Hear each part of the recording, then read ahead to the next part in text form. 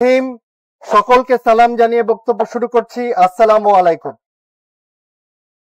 আপনারা জানেন যে গরমের জন্য আমরা যেটা করার চেষ্টা করছি সেটা হচ্ছে বিভিন্ন স্পটে আমরা পানির প্লাস্টিকের বোতল গত কিছুদিন ধরে আমাদের নেতৃবৃন্দর উদ্যোগে আমরা কিন্তু রেখে রেখে যাচ্ছিলাম। সেই ক্ষেত্রে আমরা প্লাস্টিকের বোতলগুলো রেখে যাচ্ছিলাম যে যদি কারো প্রয়োজন হয় এসে এসে প্লাস্টিকের বোতলগুলো নিয়ে যাবে এবং পানিগুলো তারা পান করবে। এখানে একটা অসুবিধা আছে। অসুবিধা হচ্ছে প্লাস্টিক কিন্তু আবার প্রকৃতির জন্য খুব ক্ষতিকর একটি জিনিস। তাহলে প্রতিদিন যদি এরকম আমরা প্লাস্টিকের বোতল রেখে রেখে রেখে রেখে যাই, সেই ক্ষেত্রে এতগুলো বোতল আপনারা হয়তো অনেকে দায়িত্ববান, কিন্তু এরকম অনেকে থাকতে পারে জিনিসটা জানে না।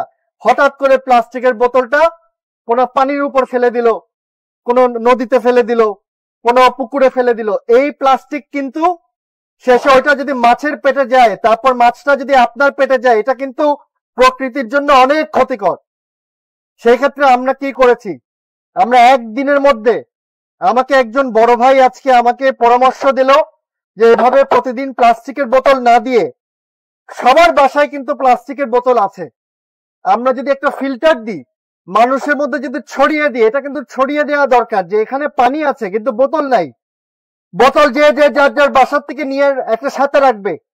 এই রাস্তা দিয়ে একজন রিক্সাওয়ালা ভাই আসা যাওয়া করতেছে, সিএনজি চালক ভাই আসা যাওয়া করতেছে, যে কোনো বাসের যাত্রীরা তাদের একটু পিপাসা লাগছে, বোতলটা সাথে রাখতে হবে। এখানে যদিও আমাদের কয়েকটা কাপ দিয়ে আছে, কিন্তু নিজেদের বোতল রাখলে এটা আপনারা লাভবান হবেন। এটা কিন্তু এই পানিটা কিন্তু ডাইরেক্ট ফিল্টার থেকে আসা। এই যে আমার পাশে দেখেন, এটা একটা বড় মেশিন। এই মেশিন থেকে প্রথমে পানিটা ফিল্টার হয়। এটার মধ্যে বিভিন্ন ধরনের পাথর দিয়ে আছে, যে পাথর আপনি আয়রন বলেন বা পানির মধ্যে যত জীবাণু থাকে সব জীবাণু মেরে ফেলে। এটা ফিল্টার করার পর এটা দ্বিতীয় ফিল্টারে চলে যায়, ওই ছোট এখানে দেখতে পারবেন অনেকে। তারপরে এই ফিল্টারের পানিটা শেষে যে ওই বড় ট্যাঙ্কটার মধ্যে চলে যাবে, যে পানিটা পরে আপনারা পান করতে পারবেন। মোট কথা হচ্ছে, একটা তো হচ্ছে আপনারা বোতলগুলো নিয়ে আসবেন, নিজেদের বোতল ভরে নিজেরা নিয়ে যাবেন। আর দ্বিতীয় কথা, প্লাস্টিকের বোতল রাউজানে যদি যে কোনো জায়গায় দেখবেন, ধরেন মাটিতে পড়ে আছে, ওটা উঠায় ফেলবেন। কোনো জায়গায় ময়লার সাথে প্লাস্টিক পড়ে আছে, এটা উঠায় ফেলবেন। এটা অনুরোধ করছি না, এটা আমি আপনাদেরকে বলছি এই কারণে, এটা দিয়ে আপনারা লাভবান হবেন। আপনারা যদি আমাদেরকে এক বস্তা প্লাস্টিক দিয়ে যেতে পারেন, পৌরসভায় যদি সেই এক বস্তা প্লাস্টিক আপনারা জমা দিতে পারেন, আমরা কিন্তু প্লাস্টিক আপনাদের থেকে ক্রয় করে নিব। অর্থের বিনিময়ে ওই প্লাস্টিক গুলো আপনার থেকে কিনে নিব, ওই পচা প্লাস্টিক যেগুলো আপনারা মাটির থেকে তুলছেন। আপনাদের লাভ কি? আপনাদের লাভ হচ্ছে আর্থিকভাবে আপনারা লাভবান হবেন, আর আমাদের লাভ হচ্ছে এই রাউজানটাকে আমরা পরিষ্কার রাখতে পারবো। পানির অপর নাম কিন্তু জীবন। পানি প্রতিটা ধর্মে এটা অসম্ভব শ্রেষ্ঠ একটি জিনিস।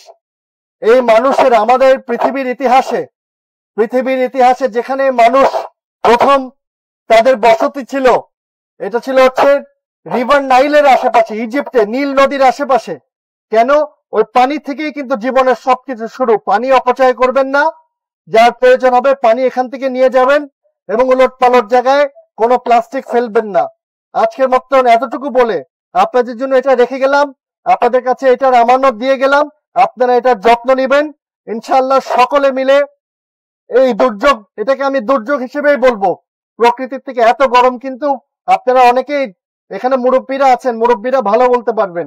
হয়তো 70-এর দশকে আমরা শুনি যে 74 সালে একবার অনেক গরম পড়েছিল, কিন্তু আমার জন্মের পর থেকে অন্তত পক্ষে এই মে মাসের আশেপাশে, এপ্রিল মে মাসের আশেপাশে এতটা গরম কিন্তু আমি আগে দেখিনি।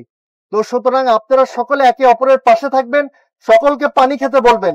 অনেকের, আমার আব্বার কিন্তু পানি খাওয়ার অভ্যাসটা কম, আমি সবসময় বলি, এবং আমার আব্বার সব দিক নিলেও এই দিকটা নিয়েন না, পানি বেশি খাবেন।